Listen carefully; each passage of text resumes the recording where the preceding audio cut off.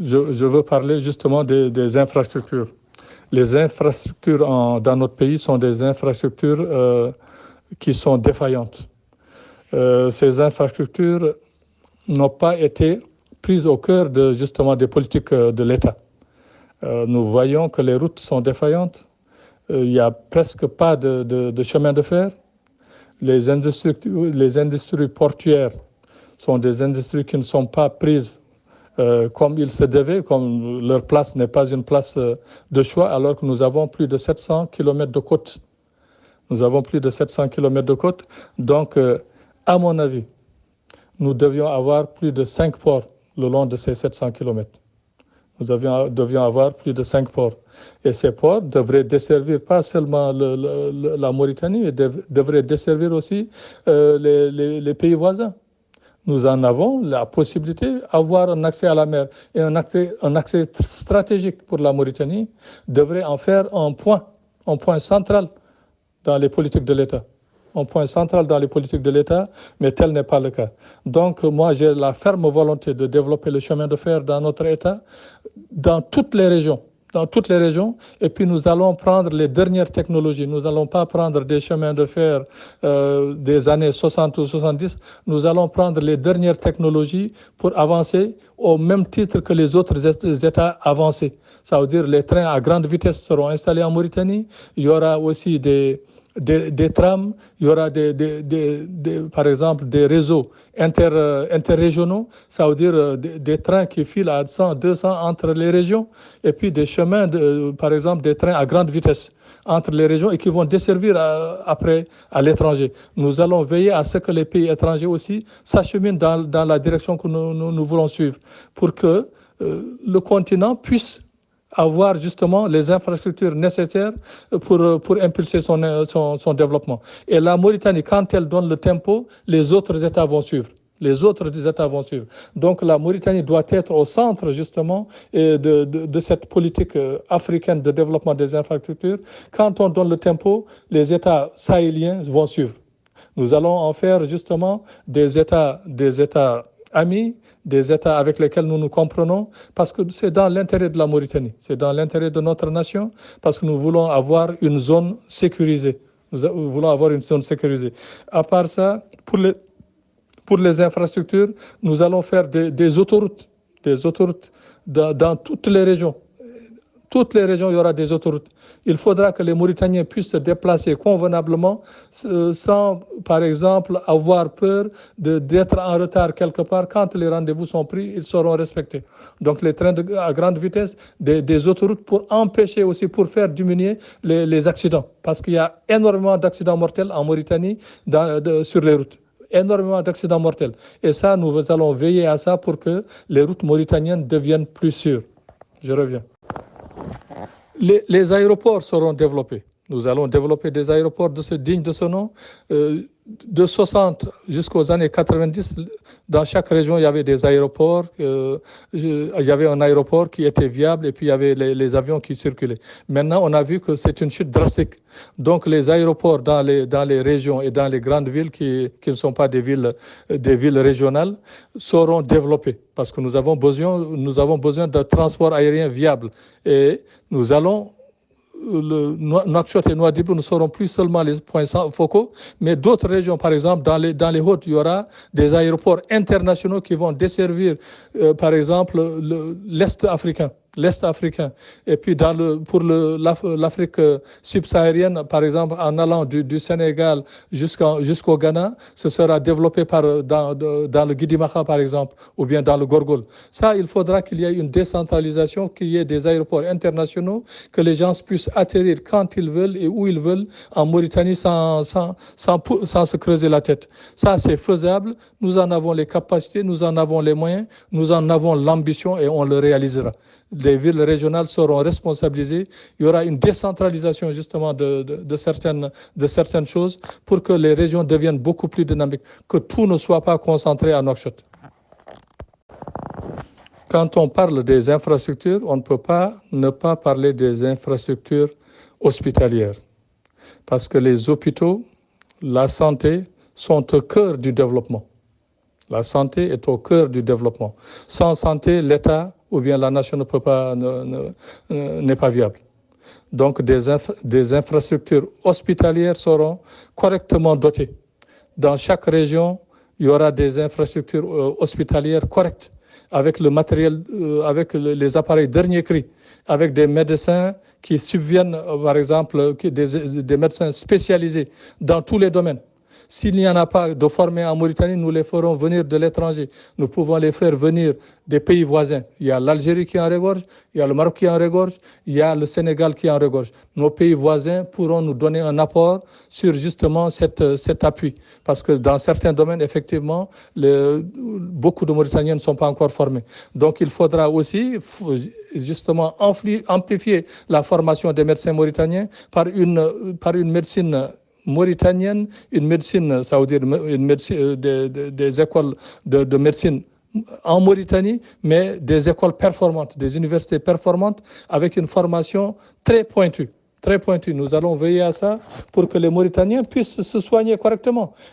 C'est pas normal qu'il y ait un État. Moi, je ne l'accepte pas pour toute l'Afrique. C'est le seul continent où quand leur chef, leur ministre, leur chef d'État, leur gouverneur ou autres sont malades, ils partent à l'étranger pour se soigner, mais la population locale se soigne sur place, meurt sur place. Donc tous les Mauritaniens se soigneront chez eux. Tous les Mauritaniens, en partant du président jusqu'au gardien, jusqu'au pêcheur, jusqu'à l'agriculteur, jusqu'à l'enseignant, tous les Mauritaniens, jusqu'au vendeur de charbon, tout le monde va se soigner chez soi, correctement. Il y aura une mutuelle pour tous les Mauritaniens et la santé sera gratuite pour tous les Mauritaniens et Mauritaniennes. Ce n'est pas normal qu'il y ait des Mauritaniens qui ne puissent pas se soigner, meurent chez eux par manque de soins. Ce n'est pas normal. Et puis, pour pallier à ça, comme je l'avais dit, il faudra savoir qu'il est important de faire la distinction. Ça veut dire que beaucoup de médecins à l'heure actuelle sont dans le privé et dans le public, cause pour laquelle le public est défaillant. Quand un médecin te dit « vas-y me trouver dans ma clinique », pour payer plus cher, ce n'est pas normal. Donc, on dira aux médecins de choisir. Le secteur privé va exister, mais il faut choisir. Est-ce que vous voulez rester dans le public ou dans le privé? Si vous voulez rester dans le privé, donc vous ne serez plus au public. Parce que nous voulons soigner notre population dignement, correctement, avec tous les moyens qu'il faut. Ça, il faudra que ce soit ancré dans la tête des gens pour que tous les Mauritaniens et toutes les Mauritaniennes se soignent correctement. Ce n'est pas normal que des populations ne puissent pas subvenir à leurs besoins de soins. Des personnes meurent chez elles par manque de soins, parce qu'elles n'ont pas les moyens. Les hôpitaux seront installés, comme je l'ai dit, un peu partout dans le pays. Et aucun Mauritanien, aucune Mauritanienne n'aura à acheter ces médicaments. Une industrie pharmaceutique sera créée ici en Mauritanie. Une industrie performante, pharmaceutique. Si nous n'avons pas les capacités, nous allons acheter des brevets, mais les médicaments seront produits en Mauritanie. Parce que beaucoup de médicaments qui viennent en Mauritanie sont des médicaments frelatés ou bien des médicaments périmés. Et la santé, on va veiller sur cette santé. Pourquoi? Parce que beaucoup de produits que mangent les Mauritaniens maintenant, que ce soit la viande ou le poisson, on y rajoute du formol. Cause pour laquelle les cancers explosent en Mauritanie. Oui, les cancers explosent en Mauritanie. Le diabète explose en Mauritanie. Parce qu'il n'y a pas de politique sanitaire. On ne donne aucune indication à nos populations. Nos populations ne font que consommer du sucre à longueur de journée. Les diabètes explosent. Les Mauritaniens meurent de diabète et de cancer. Et ça, c'est inacceptable. Nous allons veiller à essayer d'éviter le maximum possible ça, en donnant des cours à la radio, à la télévision, comment s'alimenter. Avec une alimentation saine, des produits qui viennent de l'étranger, qui sont périmés pendant 2 ans, qui sont vendus dans les boutiques, que ce soit des biscuits, que ce soit des boissons, hein? Et puis tout est frelaté, tout est périmé. Et ça, ce n'est pas normal pour un État. Ce n'est pas acceptable.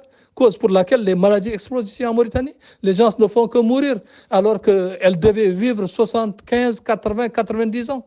Mais à l'âge de 50 ans, c'est fini. Ils s'effacent. Ils s'effacent carrément. Et ça, il faudra que l'État n'a pas fait ce qu'il fallait. Nous veillerons à ça pour que tout ça soit réellement pris en charge par l'État et puis dignement. L'État va jouer pleinement son rôle. Quand on parle de Mauritanie, notre pays, on parle de ressources naturelles, on parle de mines, de gaz, de pétrole. Effectivement, la Mauritanie, c'est un scandale géologique. J'ai l'habitude de le dire à l'international, la Mauritanie, c'est un scandale géologique. Notre pays, c'est le pays le plus doté de la sous-région. Le plus doté de la sous-région. Je vous le dis, nos géologues le savent, certains experts internationaux le savent. Voilà, donc ça, il faudra que les Mauritaniens le savent. Donc là où il y a plein de ressources, il faudra faire attention. Il faut faire attention, cause pour laquelle j'avais parlé de justice, d'égalité, de droit. Parce que là où justement ces éléments ne sont pas pris en compte, les forces extérieures vont faire tout pour faire imploser le pays. Et nous avons besoin d'un pays fiable, d'un pays périn, et puis d'un pays qui va justement se répandre ou bien qui va s'étendre par ses capacités industrielles, par ses capacités intellectuelles, par ses capacités culturelles. La Mauritanie en a les moyens. Nous en avons les capacités. De par le passé, nous avons montré notre capacité à répandre l'islam, à répandre certains préceptes de l'islam. Notre pays est l'un des pays qui a le plus répandu l'islam dans le monde. Et par la sagesse, pas par la guerre, mais par justement nos connaissances et puis par nos explications, par notre pédagogie. Nous avons Chinguetti qui est la 7e ville de l'islam. Voyez-vous. Donc tout ça, c'est à prendre en compte. Et puis ces ressources minières, elles doivent être bien exploitées. Jusqu'à présent, nous n'avons pas profité de nos ressources minières. Rien du tout, comme les ressources halieutiques, on n'en a pas profité. Donc les ressources minières, la même chose, le cuivre, le fer et maintenant l'or, rien du tout. Tout est parti. Nous avons entre 10 et 15%. Et ça, ce n'est pas normal. Nous avons une expertise depuis 1974 dans le domaine minier. Donc ça, c'est aux Mauritaniens, à la Société nationale industrielle et minière de prendre ça en charge. Toutes les ressources qui sont dans notre pays, nous en aurons justement le contrôle. Nous en aurons le contrôle. Nous en avons les moyens, nous en avons les capacités, nous en avons l'ambition. Les ressources doivent être traitées, transformées sur place. Le nord du pays, qui regorge de ressources, il n'y a rien du tout dans le Tirizomour. Le Tirizomour sera privilégié pour ses ressources et les transformations se feront au Tirizomour. Au Tirizomour, il y aura des centres de transformation sidérurgiques et métallurgiques. À Nouadhibou, c'est les centres halieutiques. Et puis l'or, dans la région de Dakhlet-Nouadhibou. Ici, par exemple, dans la région d'Akjouch, dans l'Inchiri, il y aura des industries de transformation du cuivre. Le cuivre, c'est un métal précieux, un conducteur. Donc, nous en avons besoin. Vous voyez. Et puis, dans d'autres régions, là où il y a des mines, dans le bassin de Taoudeni, il y aura des exploitations qui seront faites. Et puis, des industries seront implantées sur place. Des industries seront implantées sur place. Oui, la Mauritanie doit traiter ces industries, ces ressources minières sur place. Nous n'avons plus à les exporter bruts. Nous n'en avons pas besoin. Nous avons besoin de rendement. Nous avons besoin que les ressources reviennent à la Mauritanie. Les Mauritaniens, quand les ressources reviendront à la Mauritanie, personne n'ira à l'étranger. Personne n'ira à l'étranger. On n'en aura pas besoin. Donc, les Occidentaux n'ont qu'à nous laisser exploiter nos ressources minières. Il n'y aura plus aucun Mauritanien à l'étranger. Ça, c'est quelque chose qu'il faudra dire, qu'il faudra répéter. On en a la volonté, on en a la capacité, on le fera. Les ressources minières mauritaniennes seront exploitées sur place.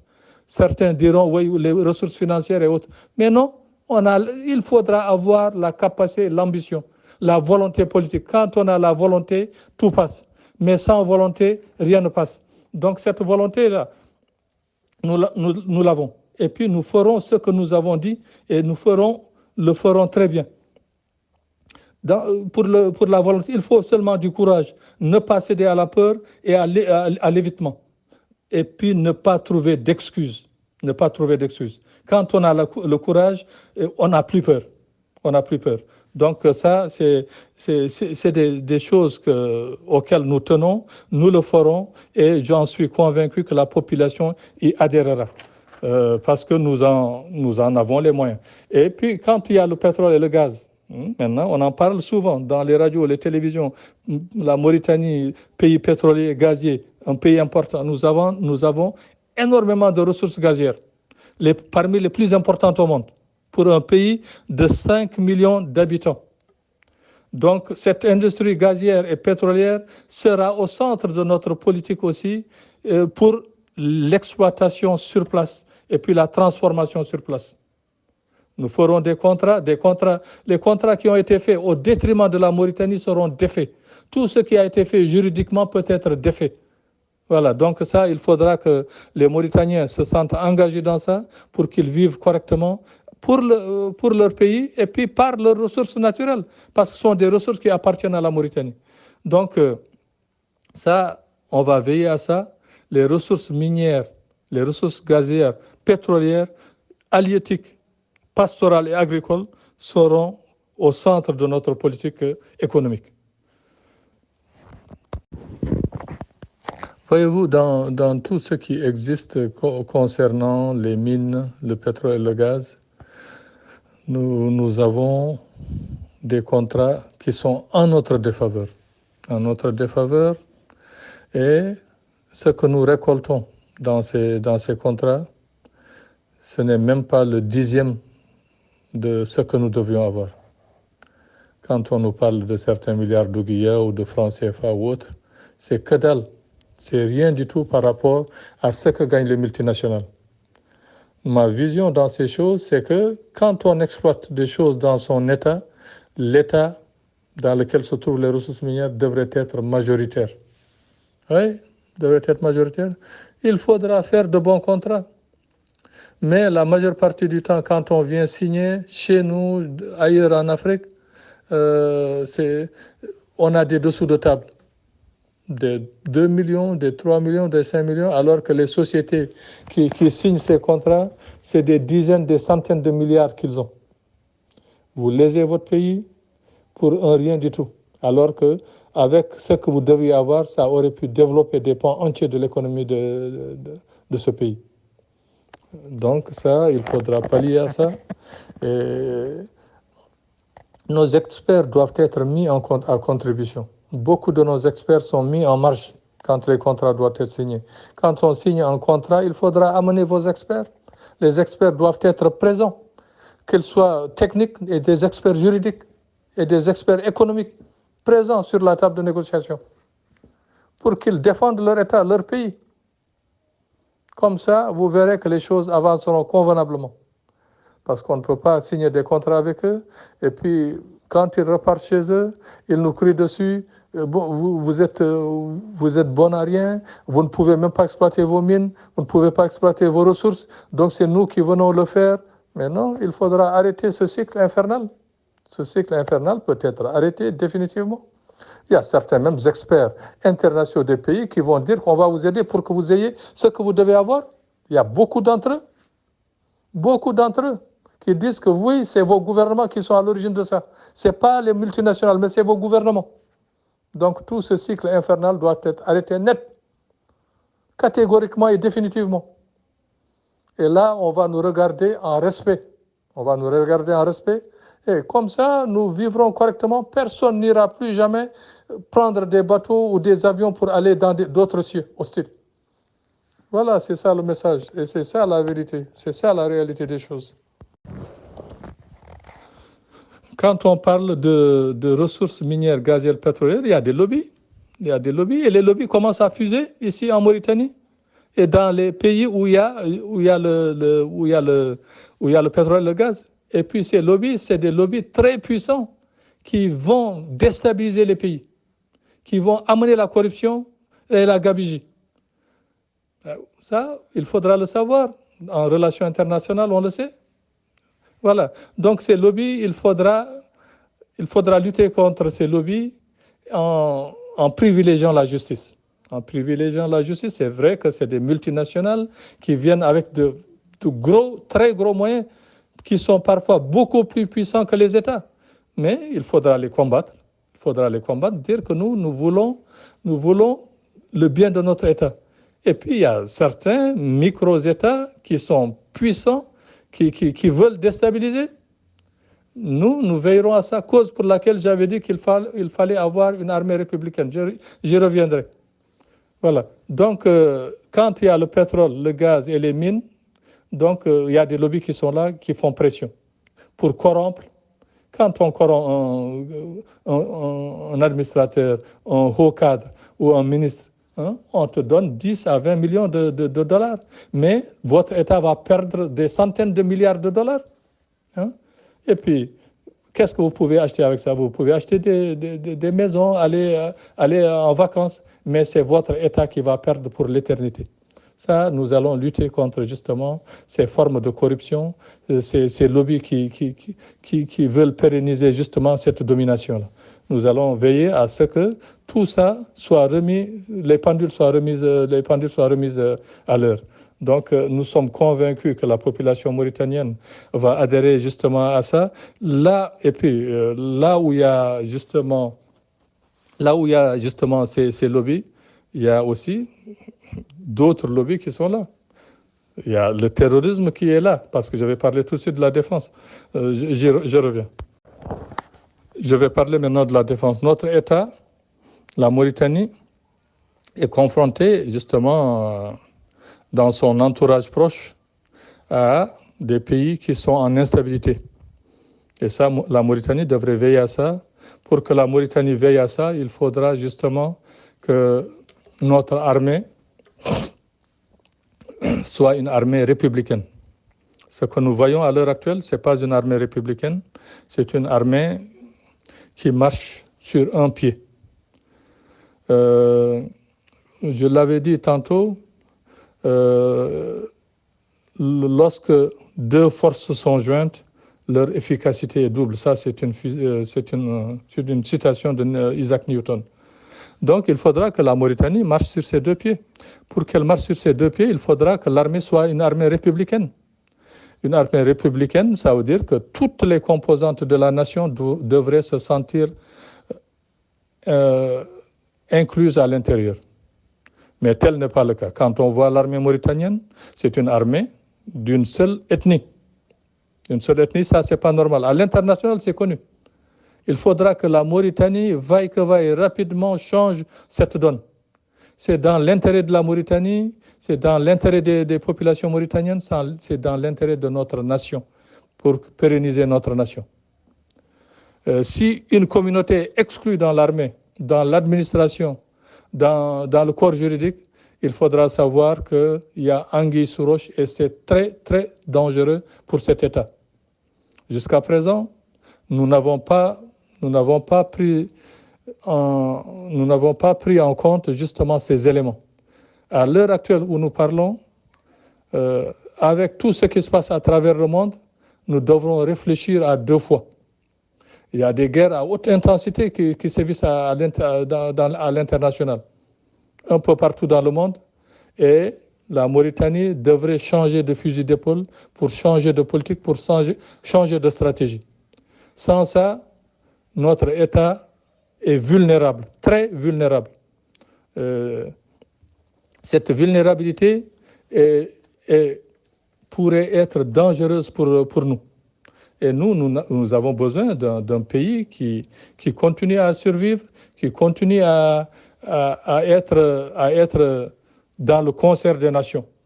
Mais les politiques qui sont menées jusqu'à présent ne nous montrent pas justement qu'il y a égalité justement dans ce domaine, que ce soit dans l'armée ou dans les administrations.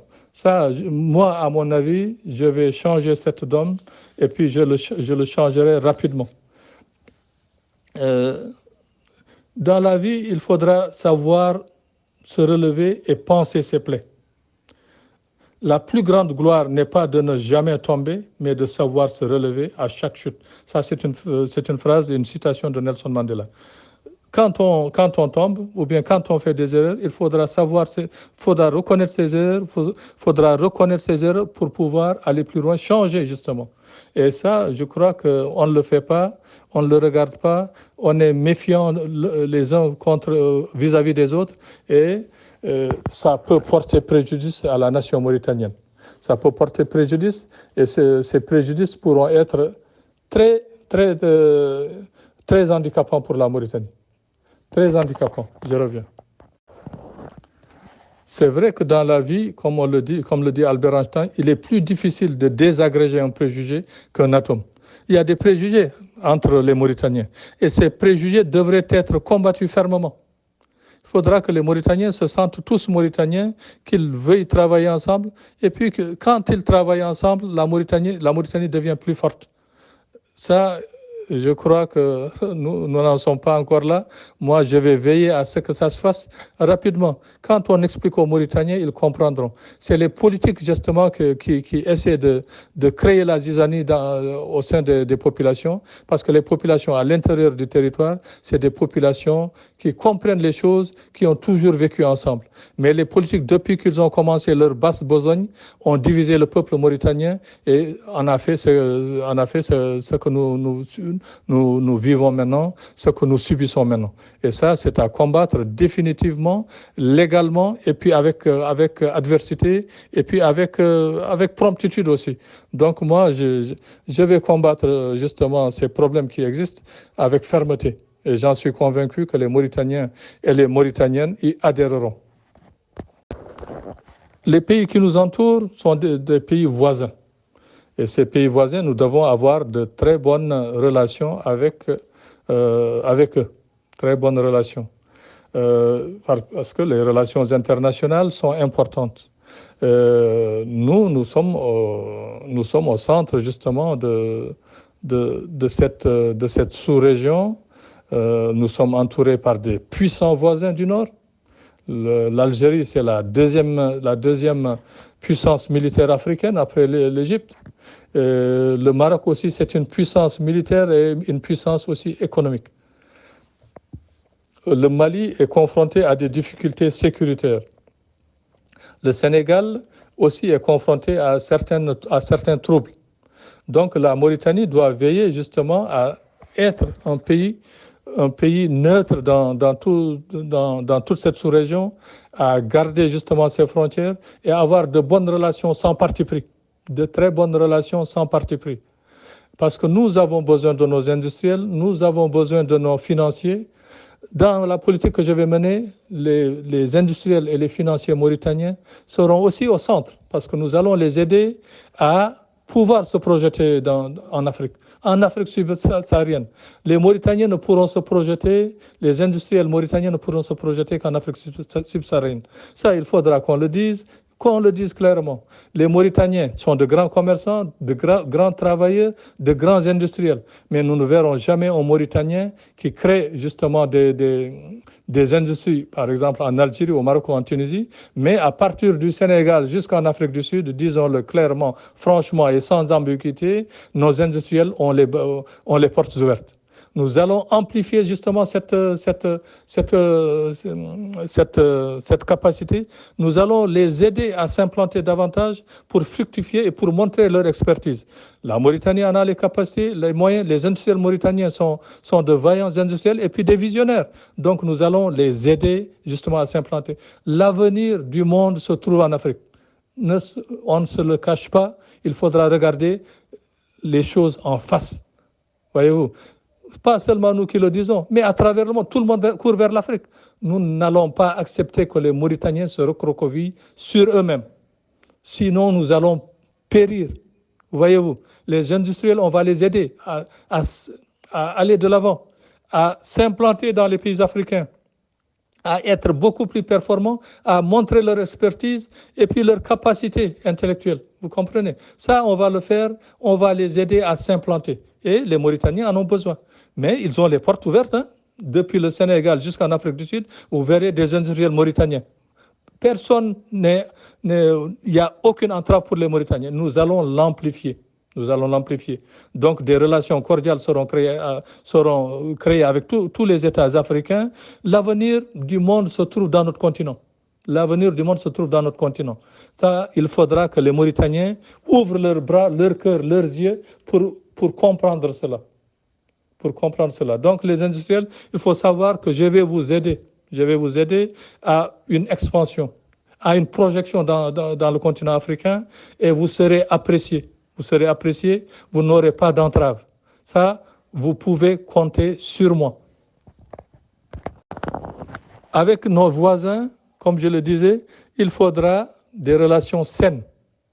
Nous avons vu ces dernières années, d'ailleurs cette année, le Maroc, ça veut dire en décembre dernier, le Maroc qui est un voisin, avec une certaine problématique quand même qui existe, proposait de creuser du Maroc, ça veut dire de l'Atlantique jusqu'au Tchad, un passage pour ces États, pour les désenclaver. Ce projet, moi, j'ai commencé à y réfléchir, à y penser, à y écrire depuis plus de 15 ans déjà. Depuis plus de 15 ans, je disais que c'est à la Mauritanie qu'il revient de creuser de l'Atlantique, justement, l'Atlantique pour aller jusqu'au Soudan, moi j'avais préconisé. Dans mes écrits, c'est jusqu'au Soudan. Et puis le Maroc ne peut pas le proposer parce que sinon, le Maroc, s'il le propose, ça veut dire qu'il faudra traverser la Mauritanie. Et la Mauritanie ne pourra pas accepter ça.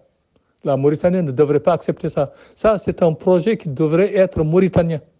Oui, parce que si on accepte que le Maroc fasse cela, ça veut dire que tôt ou tard, il y aura des prétentions territoriales. Ça, il faudra le savoir, il faudra le dire clairement. Et le Maroc, c'est un pays voisin que j'apprécie beaucoup, mais les prétentions marocaines restent. Vous voyez-vous, les prétentions des États restent.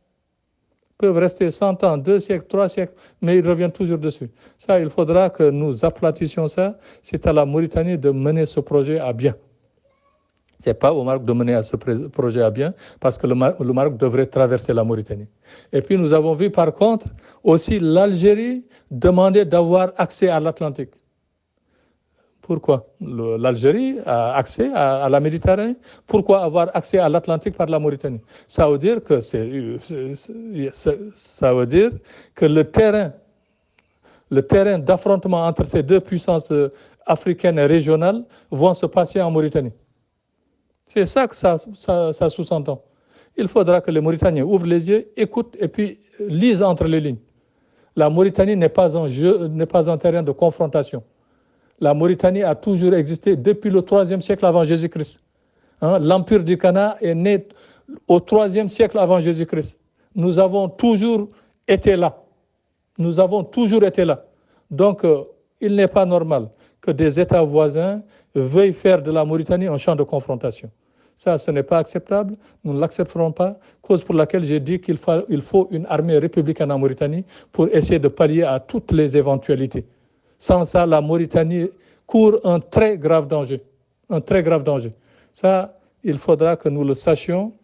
Et pour conclure, je vais dire que les relations internationales, nous devrons les regarder en face. Pourquoi? Parce que le monde bouge. Le monde est en ébullition et la Mauritanie doit être beaucoup plus vigilante. En Europe, il y a une guerre de haute intensité qui s'y trouve. Et ça, heureusement que l'Afrique n'a pas pris position, l'Afrique est restée neutre. Et puis, il ne faudra pas accepter que l'Afrique devienne un champ de confrontation des puissances mondiales. Un peu partout, ils peuvent vouloir attiser le feu.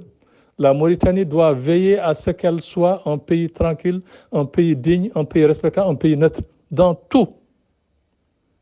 Dans tout. Au Moyen-Orient, nous avons vu ce qui se passe. Et ce n'est pas fini. Donc la Mauritanie devrait être beaucoup plus vigilante, que ces diplomates doivent être des diplomates aguerris, des diplomates qui ont une vision globale des choses.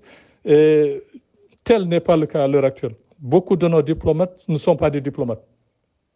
Ils ne sont pas des diplomates, c'est des gens qui sont pris par cooptation. Nous n'en avons pas besoin. On n'a pas à prendre des gens par cooptation.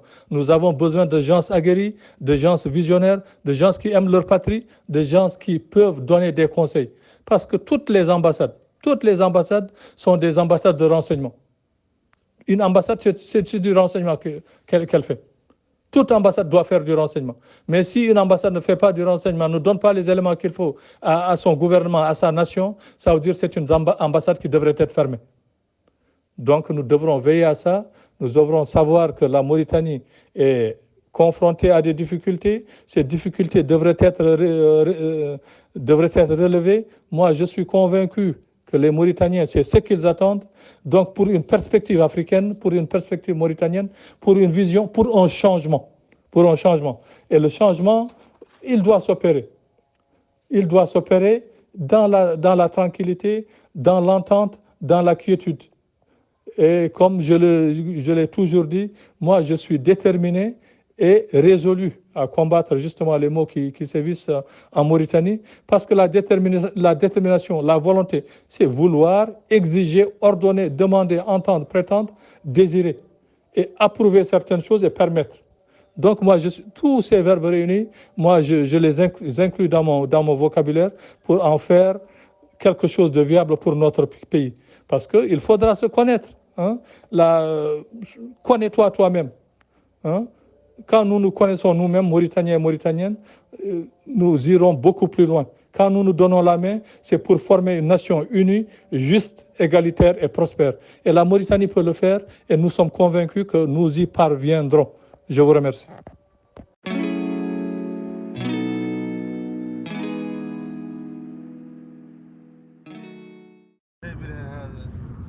Assalamu alaikum wa rahmatullahi ta'ala wa barakatuhu.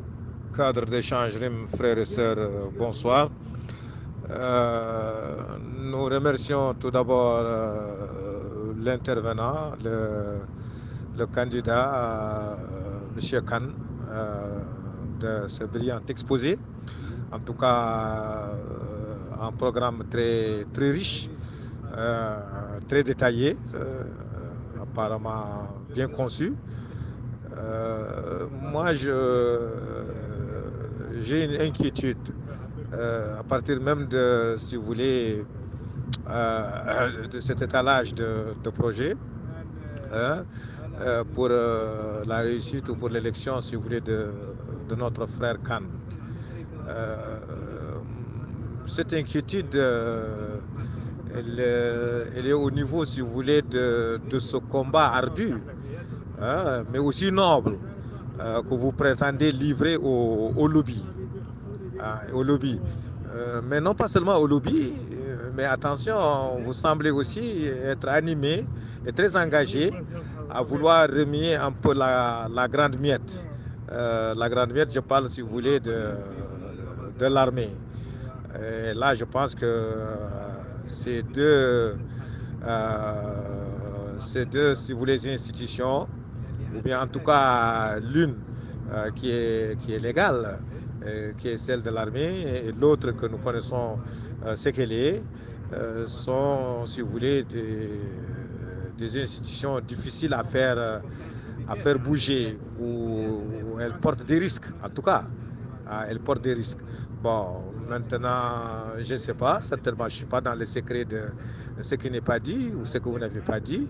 Je pense que, en tout cas, il va falloir quand même apporter plus de clarté et d'action, dans le sens, si vous voulez, de la lutte contre ces lobbies, mais aussi de la restructuration de cette grande miette. Donc, s'il y a comment dirais-je, des choses à dire de plus précis, je veux dire de plus précis dans ce domaine-là.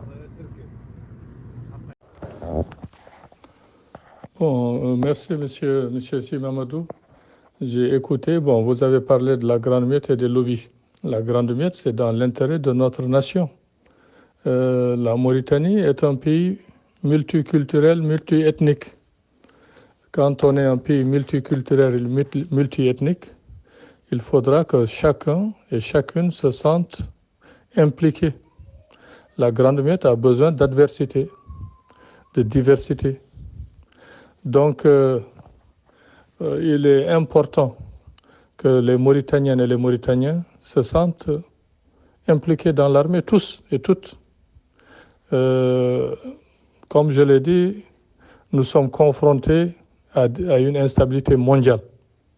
Cette instabilité mondiale, tout le monde le sait, peut mener le monde entier dans une catastrophe incommensurable. Donc il ne faut pas se résigner. Comme l'a dit Tite-Live, il faut oser ou se résigner. Nous, on ose parler de ça. C'est dans notre intérêt, c'est dans l'intérêt de la Mauritanie, de la nation mauritanienne, pour que nous soyons plus forts, simplement. Nous soyons plus forts. Sans ça, mais justement, d'autres acteurs vont venir perturber la quiétude en Mauritanie. Aucune armée au monde ne peut dire que non, on ne peut pas nous vaincre. D'ailleurs, comme le disent les sages, depuis l'Antiquité jusqu'à présent, les faibles sont toujours plus forts que les forts. Les faibles sont toujours plus forts que les forts, parce qu'ils sont beaucoup plus patients, plus persévérants et ont beaucoup plus d'astuces. Vous comprenez?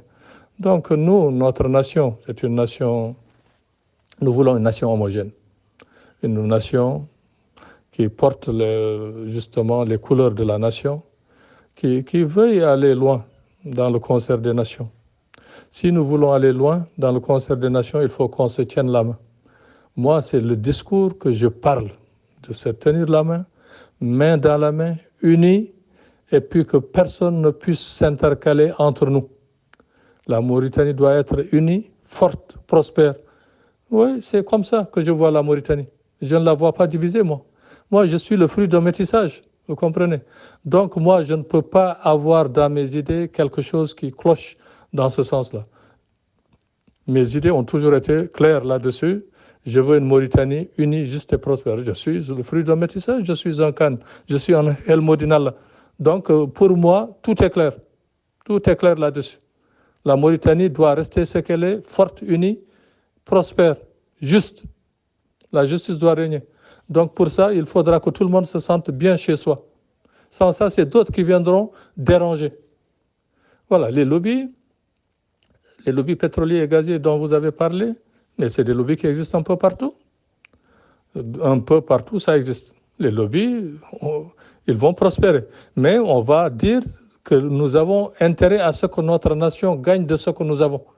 Parce que ce n'est pas normal que les Africains ou les Mauritaniens soient indexés à l'étranger. Tout le temps, vous venez prendre notre pain et repartez chez vous. Mais nos ressources minières naturelles ne nous appartiennent pas.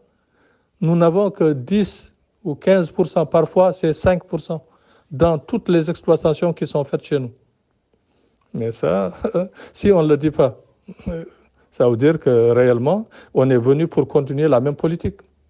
On est venu pour continuer la même politique. Moi, je n'ai pas une langue de bois. J'ai pas une langue de bois. Comme on l'a dit, comme l'a dit Winston Churchill, mieux vaut prendre le changement par la main avant qu'il ne vous prenne par la gorge. Nous voulons un changement des mentalités. Nous voulons que les gens se tiennent la main, qu'ils soient unis, qu'ils aillent de l'avant et qu'ils ne regardent pas derrière. Ça veut dire qu'il n'y aura pas de revanche. Aucune revanche ne sera tolérée. Aucune. Les gens auront droit à ce qu'ils ont droit et puis chacun va travailler pour l'intérêt de la nation. Chacun va travailler pour l'intérêt de la Mauritanie, pour que la Mauritanie vive. C'est ça mon credo, c'est ça ma philosophie, c'est ça ma vision pour notre État, pour notre pays que nous aimons tous. Merci. Maintenant, s'agissant d'une autre, si vous voulez, réflexion, je suis parfaitement d'accord avec vous sur l'idée, effectivement, que, en tout cas pour ce qui est du développement de nos industriels, de nos industriels, l'épanouissement, si vous voulez, du capital de nos industriels ou bien de nos investisseurs, il doit être plutôt tourné vers le sud que plus vers le nord. Parce que, comme vous l'avez si bien dit, vers le nord déjà, il y a, si vous voulez, une micro-industrie qui s'est bien installée, qui est très rentable et qui, n'est-ce pas, tend même à aller hors de ses frontières.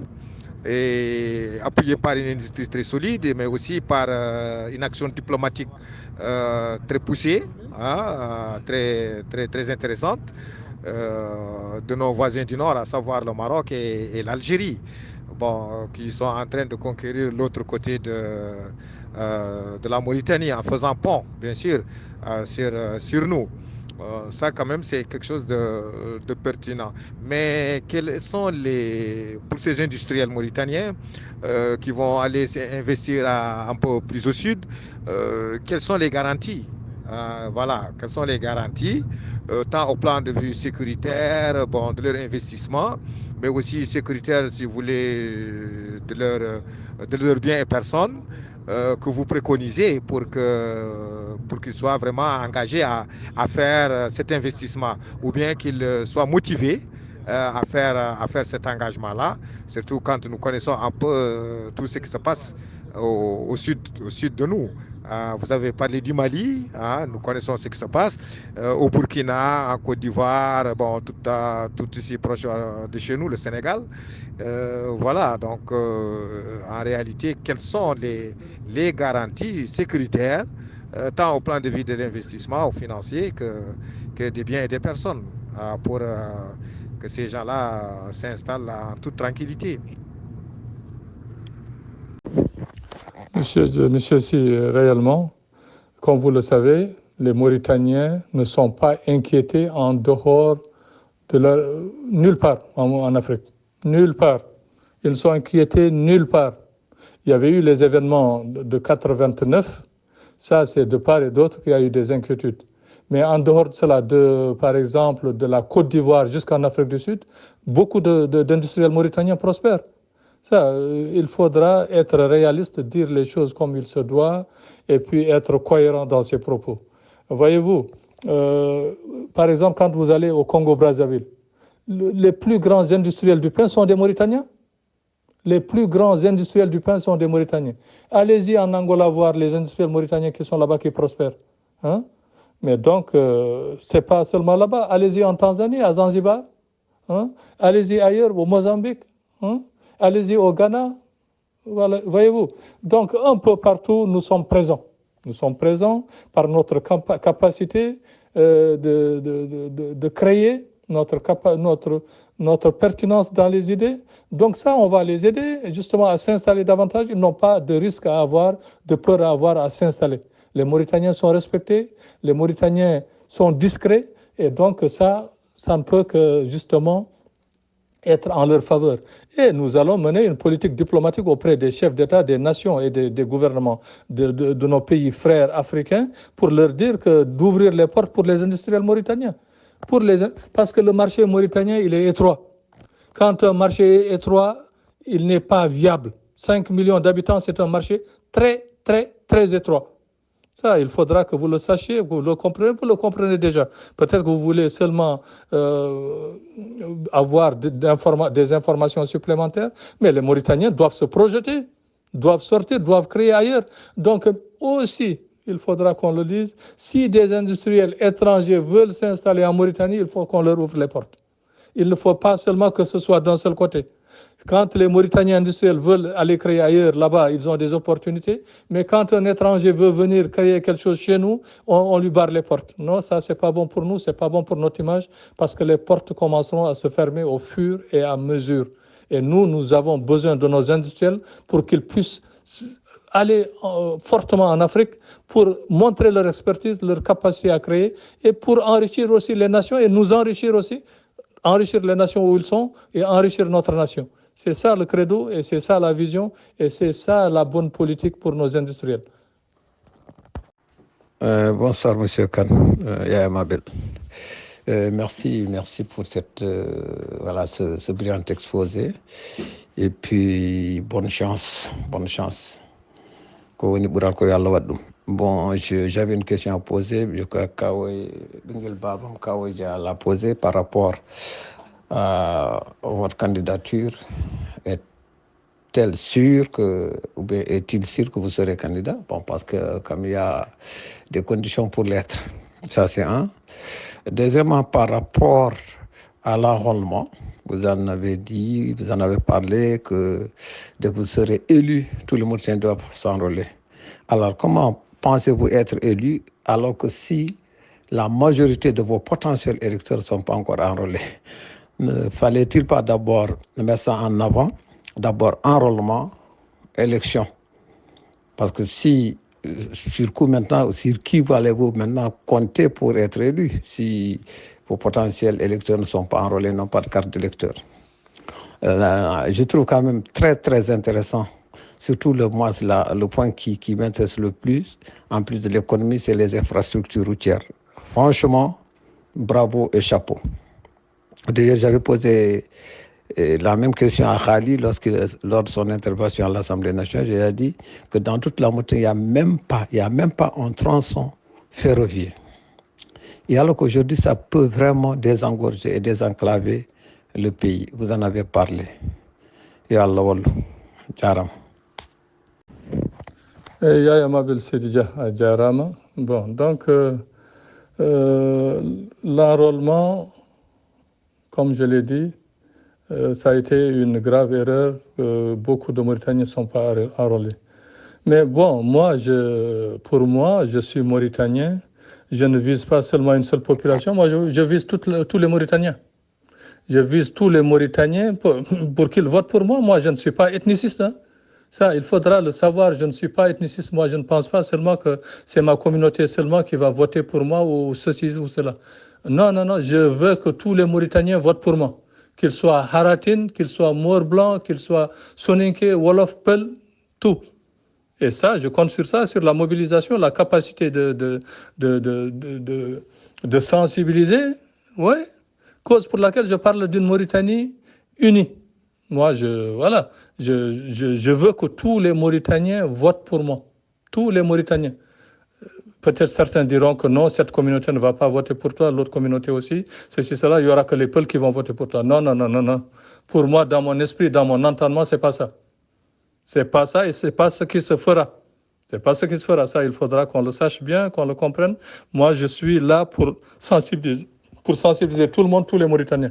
Et voilà, donc je suis dans cette dynamique et j'en suis convaincu que les Mauritaniens adhéreront. Les infrastructures, c'est fondamental. Un pays sans infrastructure, Yaya Mabel, ne pourra pas se développer. On peut faire du tout, mais sans infrastructure, il n'y aura aucun développement. Les infrastructures en Mauritanie, dans notre pays, sont des infrastructures défaillantes. Défaillantes, presque inexistantes. Et ça, je crois que les politiques qui ont été menées jusqu'à présent n'ont pas été réellement à la hauteur. N'ont pas été à la hauteur.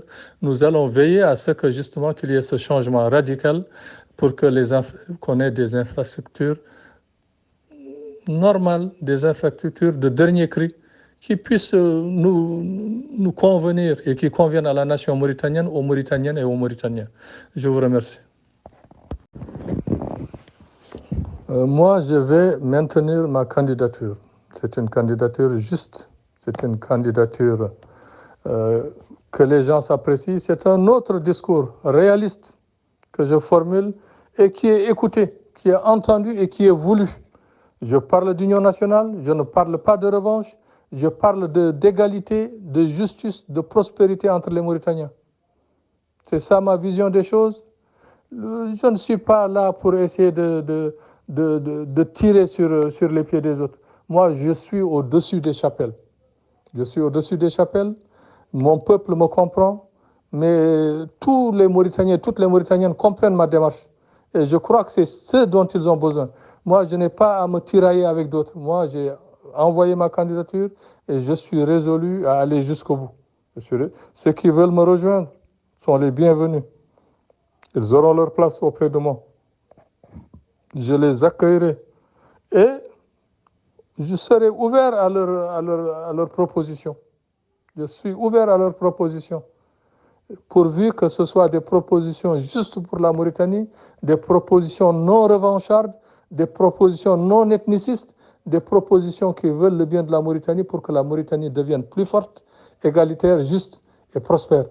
C'est ça dont j'ai besoin et c'est ça dont les Mauritaniennes et les Mauritaniens, toutes communautés confondues, ont besoin d'entendre, d'écouter et de faire réaliser. Voilà, donc c'est ma vision des choses et c'est une vision que je juge, à mon humble avis, juste pour toutes et pour tous. Bonsoir Hamdi, c'est Ibrahim Diallo Babaïl. Merci pour votre exposé, merci pour ce brillant exposé et merci également pour nous avoir donné à lire ou à entendre un programme que nous pensons vraiment salutaire pour la Mauritanie. Je vais essayer de vous poser une question qui abonderait un peu dans le même sens que la question de Yaya, avec une précision que je voudrais faire. Nous allons dans des élections, ou la Mauritanie va dans des élections. Est-ce que l'issue de ces élections pourrait avoir un saut de légitimité? Voilà, un minimum de légitimité. Quel candidat pourrait sortir de ces élections et avoir la légitimité des urnes? Parce qu'on sait qu'il y a des Mauritaniens qui n'ont pas été enrôlés. Il y a des centaines de milliers de Mauritaniens qui ne sont pas enrôlés. Il y a encore des dizaines de milliers de Mauritaniens qui sont au Sénégal et au Mali, tout le monde le sait, tous ceux qui vont compétir le savent. On a des dizaines de milliers ou des centaines de milliers de Mauritaniens qui ne sont pas enrôlés, qui ne vont pas choisir celui qui va présider aux destinées de la future Mauritanie ou de la Mauritanie d'après ces élections. Est-ce que dans ce cas-là, précisément, vous aurez la quiétude d'aller dans ces élections de battre campagne?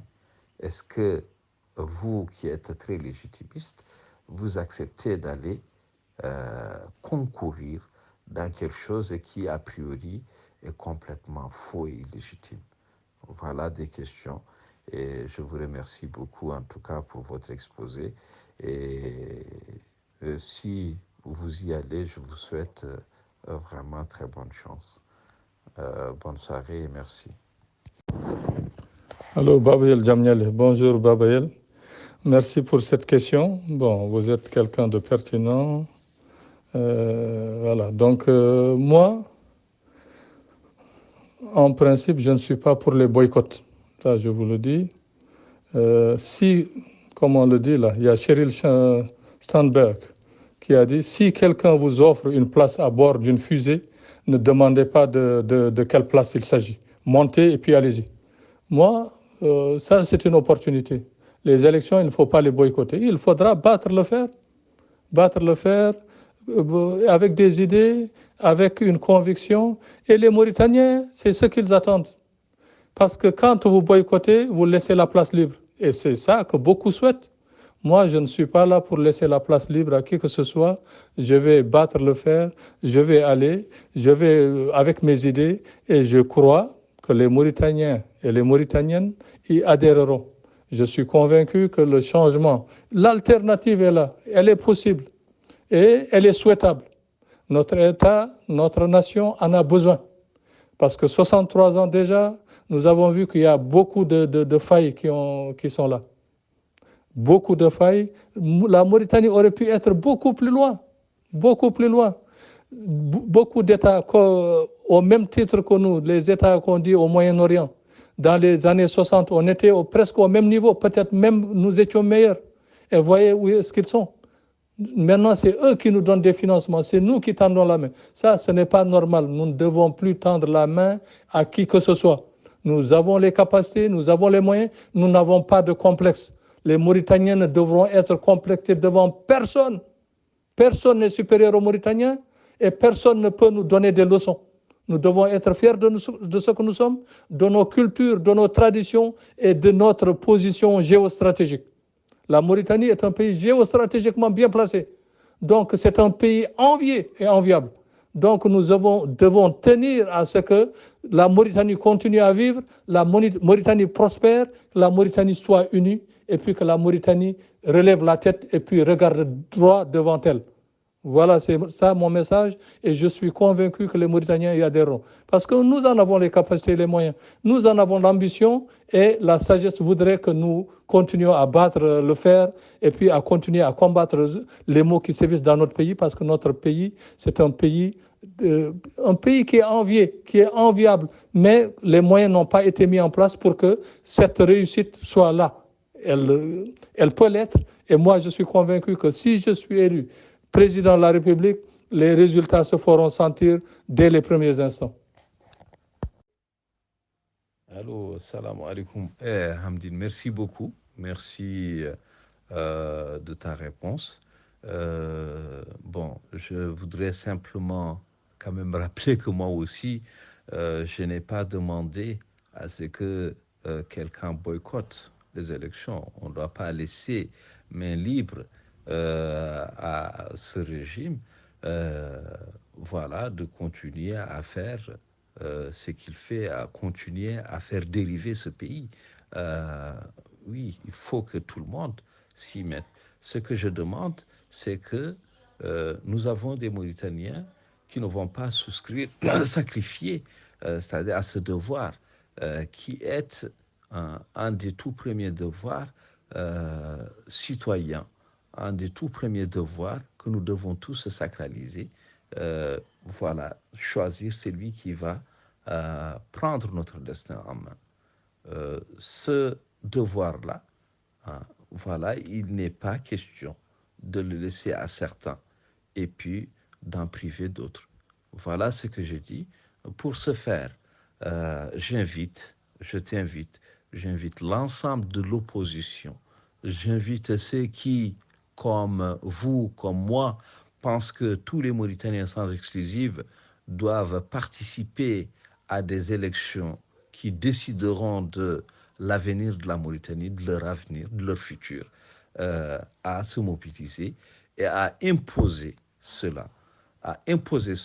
J'invite également l'ensemble des Mauritaniens qui pensent comme vous et moi que tous les Mauritaniens ont le droit d'aller voter, d'imposer cela à la communauté internationale qui accompagne la Mauritanie dans ces élections. Et il le faut. On ne peut pas faire des élections et sortir de ces élections et dire qu'on a gagné ces élections sans qu'une bonne partie des Mauritaniens n'ait à avoir participé à ce choix. Ça, ce n'est pas possible. Ces élections, si elles sont appelées à priver des Mauritaniens de cette possibilité de choisir, seront complètement illégitimes. Celui qui sera élu à l'issue de ces élections va être complètement et totalement illégitime, parce qu'une partie importante des Mauritaniens n'ont pas eu cette possibilité, n'ont pas été en tout cas invités à sacrifier à ce choix-là. Donc voilà ce que je dis. Par ailleurs, je réitère vraiment qu'on a besoin de personnes comme vous qui ont des visions, qui ont une expérience, qui projettent ce pays dans, on va dire, des lendemains qui sont en tout cas plus fastes que ceux que nous avons en tout cas vécu jusqu'ici. Merci beaucoup, et je te renouvelle en tout cas tout mon soutien. Voilà, tout mon soutien, et puis également mes encouragements.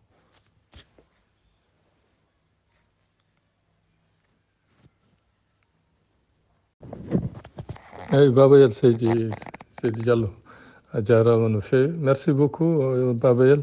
Donc, j'ai bien compris, même ta première question, je l'avais bien saisie, j'avais compris. Donc, on est sur la même longueur d'onde, la même vision. Et puis, tous les Mauritaniens veulent une Mauritanie unie, forte, parce que, voyez-vous, il faudra être réaliste dans la vie. Dans la vie, il faudra être réaliste et puis avoir une vision. Notre pays est un pays qui est un pays pour l'instant faible, démographiquement, et puis dans le domaine aussi des infrastructures, nous sommes faibles, dans beaucoup de domaines et dans le domaine de la justice. Ces problèmes doivent être résolus d'une manière juste, d'une manière équitable, parce que sans ça, voyez-vous, les États n'ont pas d'amis, c'est des intérêts. Et puis quand on voit une faiblesse dans un État, d'autres États vont essayer de s'attaquer à cet État. Il n'y a pas d'État qui ne va pas vouloir s'attaquer. Donc nous devons, vaille que vaille, veiller justement à la sécurité de notre État, à la défense de notre pays. Et tous les Mauritaniens sont unanimes, ils veulent le faire. Donc il faudra que l'État donne à la population les moyens d'être fiers de leur pays, de le soutenir. Lorsque nous avons été attaqués en 1976, mais vous avez vu comment nous avons réagi. Nous avions une armée qui n'était pas performante, mais au fil du temps, elle est devenue puissante. Au fil du temps, tout le monde s'était engagé, tout le monde a combattu couramment, vaillamment. Voilà, donc nous avons besoin de cette armée, nous avons besoin de cette sécurité, nous avons besoin justement de ce mélange, de ce brassage, dans tous les domaines en Mauritanie. Et ça, en tout cas, moi, j'y veillerai. J'y veillerai parce que nous n'avons d'autre patrie que la Mauritanie. Nous n'avons nulle part où ailleurs à aller. Nulle part ailleurs où aller. Parce que là où nous irons, nous serons traités de Mauritaniens. Donc, c'est à nous de veiller justement à la pérennité de notre État, à la viabilité de notre État et à encourager l'État à ouvrir justement à ouvrir certaines choses, à ne plus être défaillant dans certains domaines, et à accepter qu'il y ait des changements. Dans la vie, comme l'a dit Bouddha, il n'y a rien de constant si ce n'est le changement. Il n'y a rien de constant si ce n'est le changement. Donc, nous devons vouloir le changement, nous devons vouloir l'alternative. Et puis, il faudra du courage et de la volonté. Quand on a le courage, quand nous sommes déterminés et résolus, tout va. Donc il faudra que les Mauritaniens le sachent. Nous avons besoin de ces éléments pour faire vivre notre nation, notre pays, nos communautés, et comme ça vivre heureusement.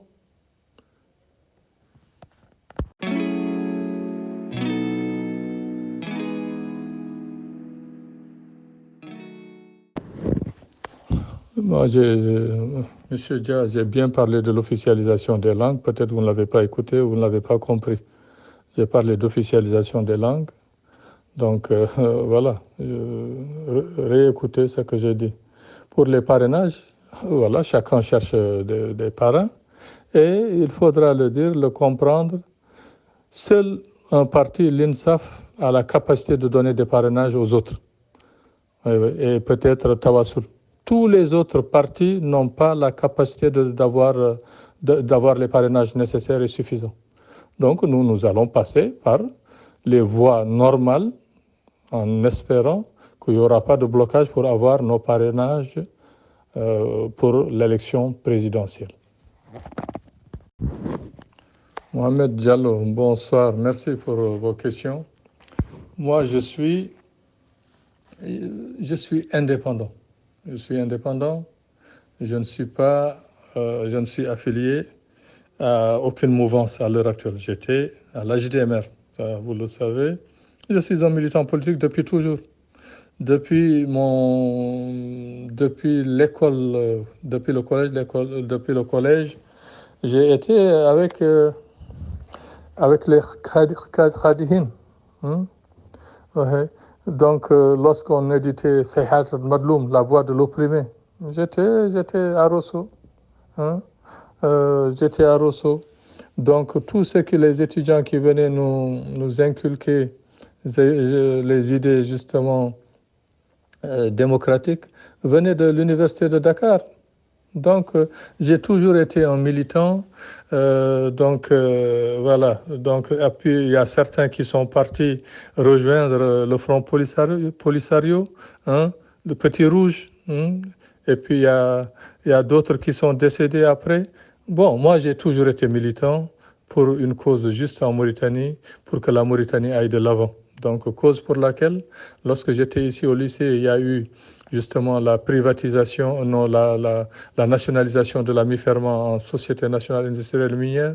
Lorsqu'il y a eu l'Ouguia, nous étions fiers, contents, nous avons manifesté ici à Nouakchott. Nous avons manifesté ici à Nouakchott, j'étais au lycée en ce moment. Vous voyez? Donc, j'ai toujours été un militant politique, et très regardant pour la bonne cause, pour la Mauritanie, pour que la Mauritanie aille de l'avant, pour qu'une Mauritanie juste et prospère soit là. Donc, disons-le, les politiques qui sont menées par l'État ne me conviennent pas. En tant qu'économiste, ne me conviennent pas. Je ne vois pas justement le développement de notre pays, alors que le pays devrait être sur de bons rails. Mais beaucoup de choses sont défaillantes. Au point de vue, je les ai soulignés, au point de vue des infrastructures, au point de vue de l'enseignement, au point de vue de l'éducation, de la culture. Voyez-vous, les langues nationales aussi devront être valorisées. Oui, valorisées. Nous n'avons que 4 langues. Et ça, c'est une force. Ça, c'est une force. Un pays où il n'y a qu'une seule langue, nous sommes en Afrique, nous ne sommes pas ailleurs. Et puis même dans d'autres pays, au Maroc, il y a combien de langues? Il y a 2 ou 3 langues. En Algérie, il y a 5 langues. Le Chlaoui, l'Amazigh, le Berbère, le Kabyle et puis l'arabe. Ils ont reconnu des langues nationales, des langues de travail en Algérie et au Maroc. Voyez-vous, dans d'autres pays arabes, ils parlent et l'anglais et l'arabe, et des langues de travail. Nous ne pouvons pas déroger à la règle. Nous devons être... D'ailleurs, plus quelqu'un parle de langue, plus il est puissant.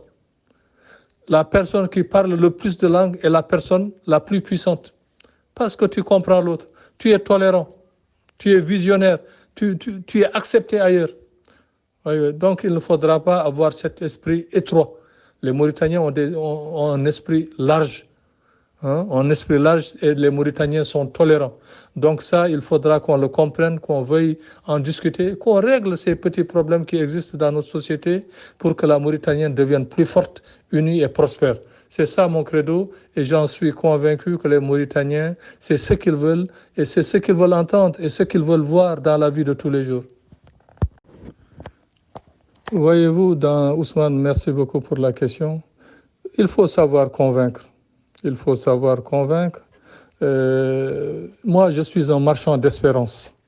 Je suis un marchand d'espérance et avec les idées que j'avance, avec la compréhension de la population, des Mauritaniennes et des Mauritaniens, moi, je dis que ce projet est viable. Voyez-vous. Donc, ce projet est viable parce que nous croyons en des rêves. Nous croyons en des rêves et puis au changement, à la dynamique de la population. Comme le disait Eleanor Roosevelt, le futur appartient à ceux qui croient en la beauté de leurs rêves. Donc nous avons un beau rêve pour la Mauritanie, nous avons de l'imagination, nous avons une clairvoyance, une prospective pour la Mauritanie pour les 20, 30, 50, 100 prochaines années. Ce n'est pas seulement pour 5 ans, 1 an, 2 ans, 3 ans. On ne travaille pas pour ces petites échéances. Nous travaillons pour le long terme pour la Mauritanie. Et puis les Mauritaniennes et les Mauritaniens, c'est ce dont ils ont besoin, de clairvoyance, de vision prospective, et pas seulement du tâtonnement. Nous ne voulons pas du tâtonnement, nous voulons quelque chose de juste et durable pour la Mauritanie, pour que la Mauritanie vive et prospère.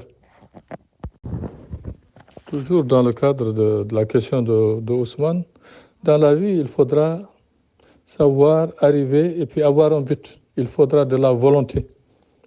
La volonté de la volonté, comme le disait Heidegger. La volonté de la volonté. On dit que cela semble toujours impossible jusqu'à ce qu'on le fasse. Cela semble toujours impossible jusqu'à ce qu'on y arrive, ce qu'on le fasse. Et nous le ferons. Nous le ferons avec la volonté, avec la grâce de Dieu, avec la volonté de Dieu, avec l'appui des Mauritaniennes et des Mauritaniens, avec notre volonté commune. tous ensemble réunis, nous allons changer le cours des choses et puis la Mauritanie ira de l'avant, la Mauritanie sera respectée, la Mauritanie sera un État où il fera bon vivre.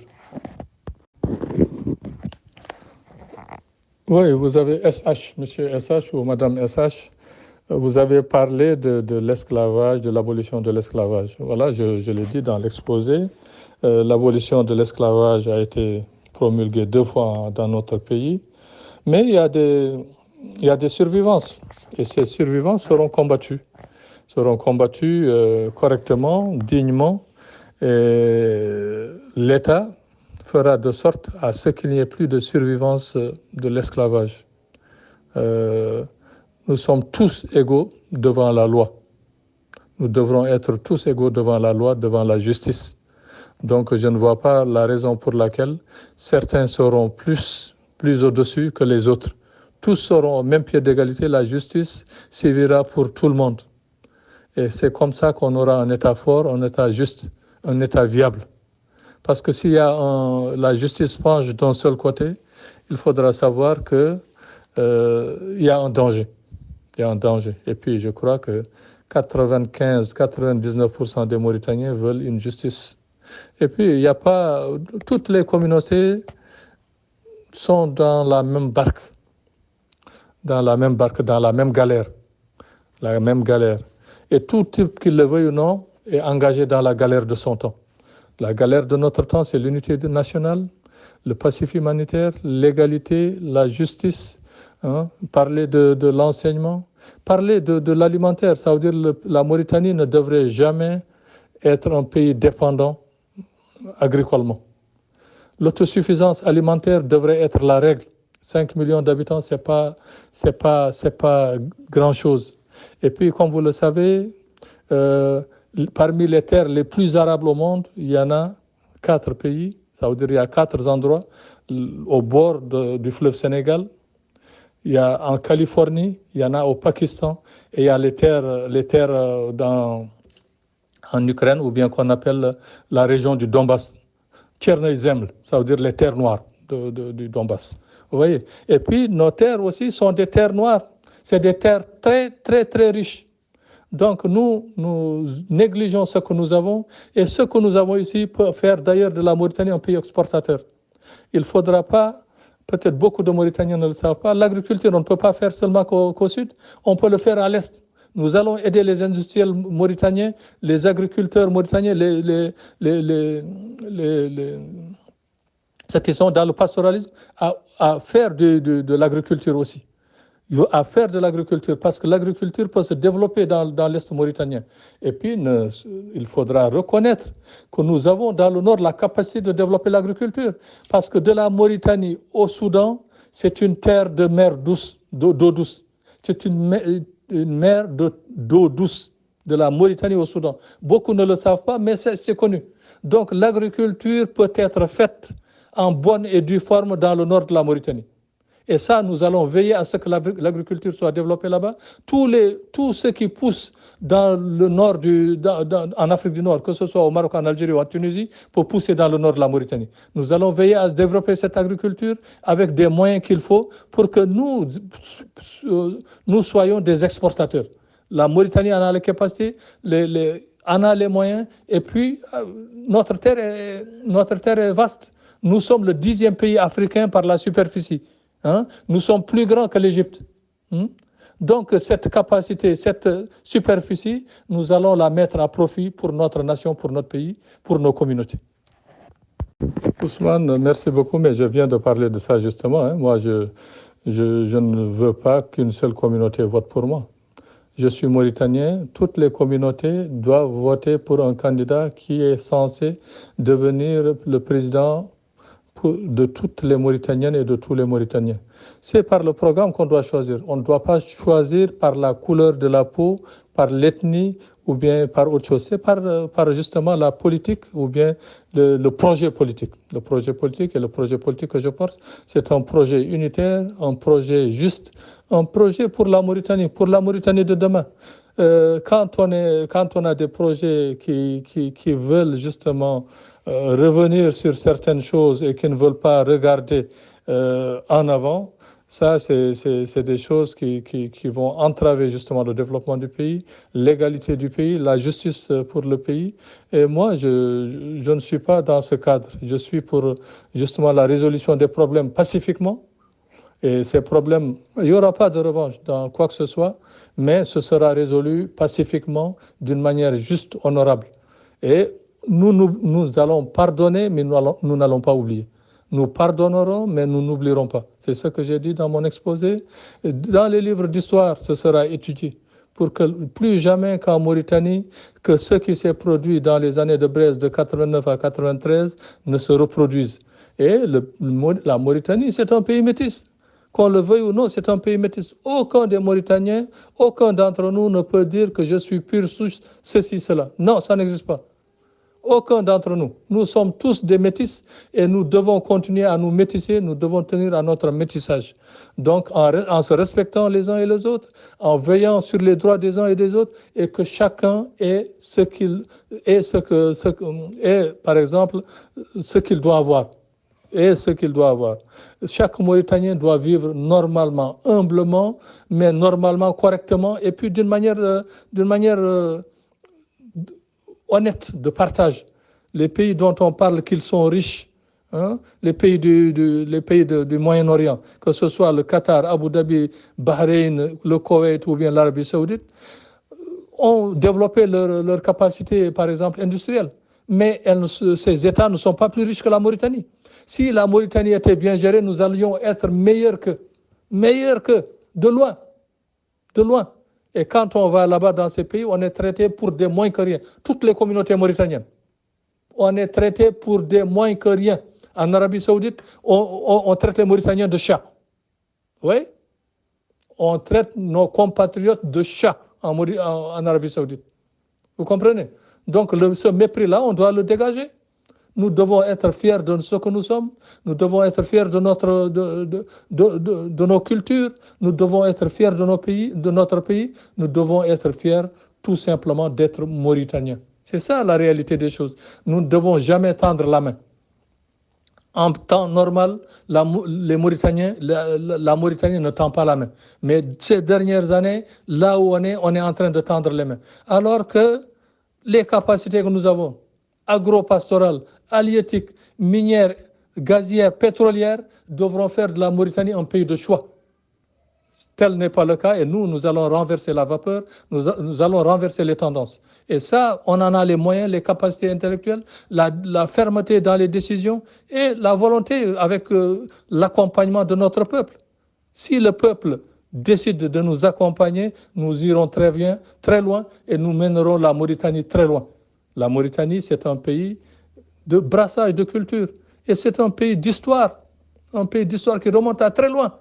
Donc ça, il faudra que les Mauritaniens le sachent et soient fiers de ce qu'ils sont. Justement, vous avez posé la question sur l'environnement. L'environnement est quelque chose de très important et nous allons veiller à ce que l'environnement soit au cœur de notre action. La Mauritanie a une couverture végétale d'à peu près 5%. Et justement, il y a un projet justement pour une ceinture verte. La Mauritanie est défaillante là-dessus. Nous allons veiller à ce que la Mauritanie soit redynamisée dans cette ceinture verte et nous allons créer des usines aussi, justement, parce que l'eau, quand on parle d'environnement, on parle aussi d'eau, on parle d'électricité. L'eau ne viendra pas seulement du sud de la Mauritanie, mais là où il y a capacité, par exemple, de forage d'eau, et puis, comme je l'ai dit, dans le nord, il y a une mer d'eau douce. Cette eau sera exploitée par la Mauritanie et sera aussi pour l'agriculture en Mauritanie, dans le nord de la Mauritanie, et ce sera aussi pour l'alimentation des villes et des villages en Mauritanie. Beaucoup de villages mauritaniens n'ont pas d'eau. Et ça, c'est pas normal. On a vu déjà cette année qu'il y avait une sécheresse hydrique ici à Nouakchott. Ah oui, les Nouakchottois mouraient de faim. Il y a eu beaucoup de vidéos là-dessus. Et ça, ce n'est pas normal pour un pays qui a justement le fleuve Sénégal, où il y a des installations Aftout El Saheli qui ont été faites, mais que justement, ça ne fonctionnait pas. Et ça ne doit plus jamais se reproduire. Des pays qui n'ont aucun accès à l'eau, qui alimentent leur population normalement, la Mauritanie qui a une possibilité, une capacité hydrique, n'arrive pas à alimenter ces populations, 5 millions d'habitants. Hein? Ça, nous allons pallier. Il y aura justement de l'eau un peu partout en Mauritanie, un peu partout. Tous les campements, tous les villages, toutes les villes seront alimentés normalement, jour et nuit, 24 heures sur 24. Il y aura les installations éoliennes et des installations solaires qui seront installées. La Mauritanie a une capacité solaire, l'une des capacités solaires les plus importantes au monde. Donc ça, nous allons veiller à ce que, justement, les industries solaires et éoliennes soient bien installées en Mauritanie. Il y a les industries aussi de l'hydrogène. Maintenant, on en parle de plus en plus. La Mauritanie en a des capacités et ça peut être un pays exportateur, un très gros pays exportateur. Des moyens de l'État seront mis à contribution pour justement développer ces industries, ces industries naissantes. Et il faudra le dire, la Mauritanie pourra exporter, pas seulement en Afrique, mais en Europe aussi. Donc ça, c'est des politiques dynamiques qu'on va faire, des politiques volontaristes pour que la Mauritanie s'en sorte. Et les Mauritaniens auront de l'eau, de l'électricité aussi chez eux. Et à un moindre prix. Parce que les prix sont exorbitants pour l'électricité ici en Mauritanie. Sont exorbitants. Et les Mauritaniens le vivent difficilement. Pas seulement pour l'électricité et l'eau, mais d'ailleurs dans l'alimentaire. Les Mauritaniens vivent très, très, très, très mal. Ça, ce n'est pas normal pour un pays de 5 millions d'habitants avec toutes les capacités dont regorge la Mauritanie. Donc, au point de vue environnemental, les normes internationales seront tenues, mais nous allons développer les industries pétrolières et gazières. Ça veut dire ce que l'Europe a fait au 19e et 20e siècle pour son développement industriel, nous allons le faire. Nous allons profiter de nos ressources minières pour nous développer. Nous allons profiter de nos ressources minières et halieutiques pour nous développer. Des ressources agricoles, des ressources pastorales. Toutes les ressources existantes en Mauritanie feront de la Mauritanie un pays où il fera bon vivre, un pays aisé.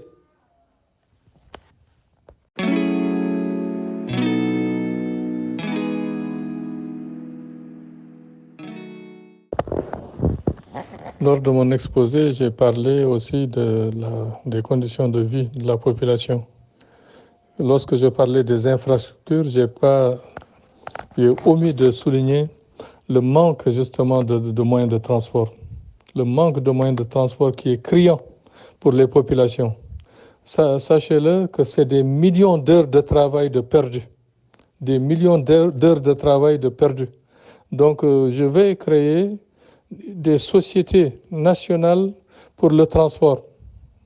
Réseau de transport Nouakchotois, réseau de transport du Gorgol, réseau de transport du Tirizomour, de Dakhlet Nouadhibou, du Tagan, de l'Assaba, de Houd, du Trarza, d'un peu partout, du Brakna.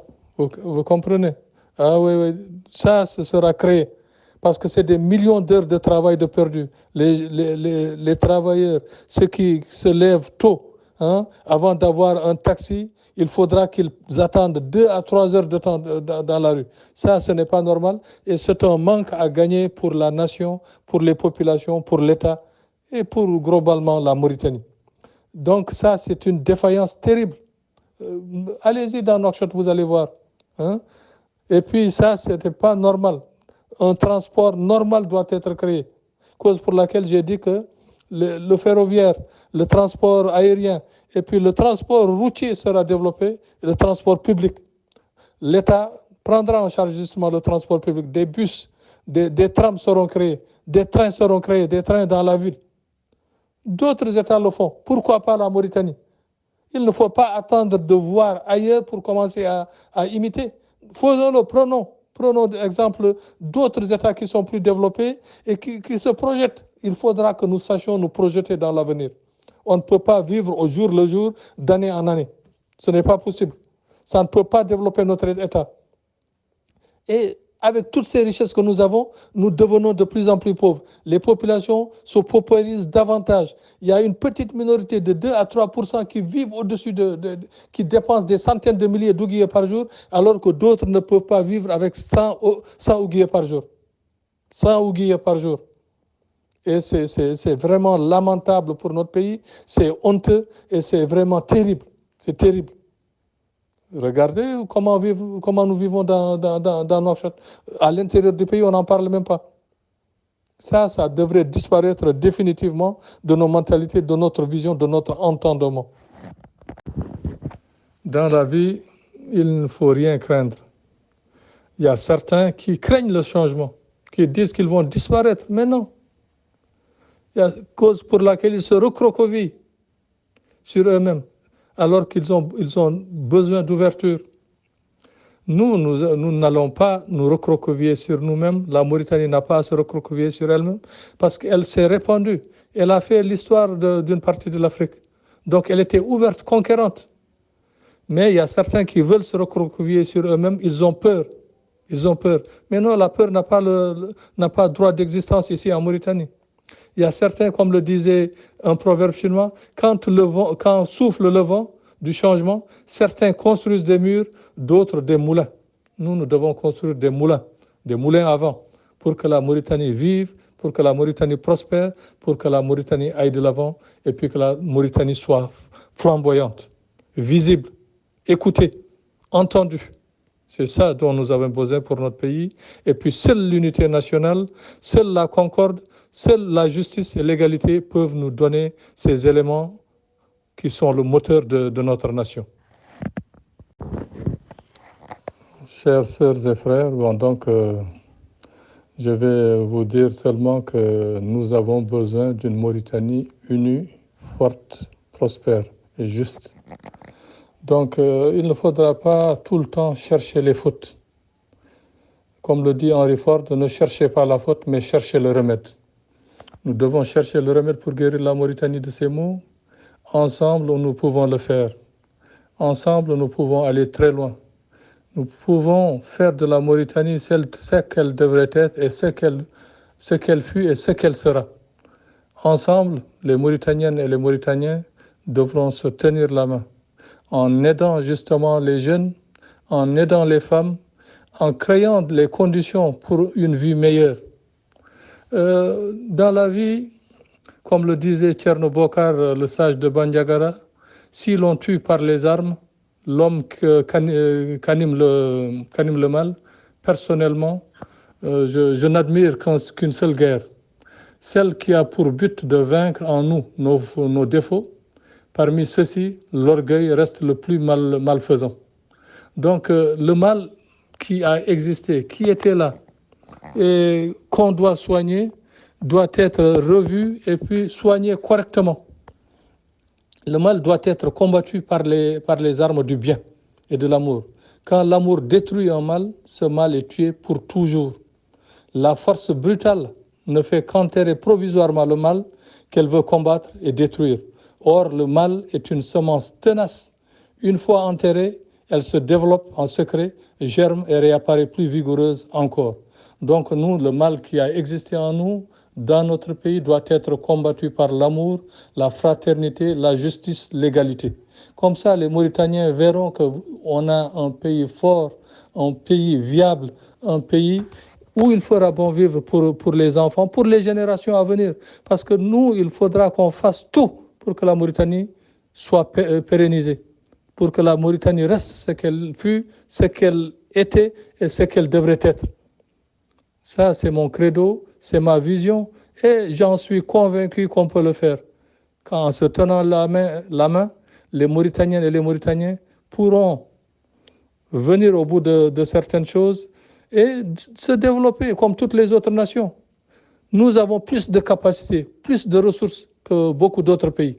Comme je l'ai dit en introduction, la Mauritanie, c'est un scandale géologique. Mais il faudra que les Mauritaniens puissent voir le fruit de ces richesses. Ces richesses partent à l'étranger. Ces richesses ne servent à aucun Mauritanien, sauf à 2 ou 3%. Mais ça, ce n'est pas normal. Donc la Mauritanie, pour qu'elle vive, pour qu'elle prospère, pour qu'elle reste éternelle, il faudra que nous veillons justement à ces éléments. Ces éléments que j'ai énoncés tout à l'heure sont des éléments vitaux pour que vive la Mauritanie, pour que vivent les Mauritaniennes et les Mauritaniens, et pour que nous soyons seulement dans notre espace que nous connaissons depuis la nuit des temps. Et cet espace, c'est un espace qu'on doit protéger, qu'on doit viabiliser et qu'on doit chérir. Je vous remercie. Donc, je vous remercie vivement. Donc, le temps est écoulé. Et je vous dis merci pour l'écoute, merci pour l'attention.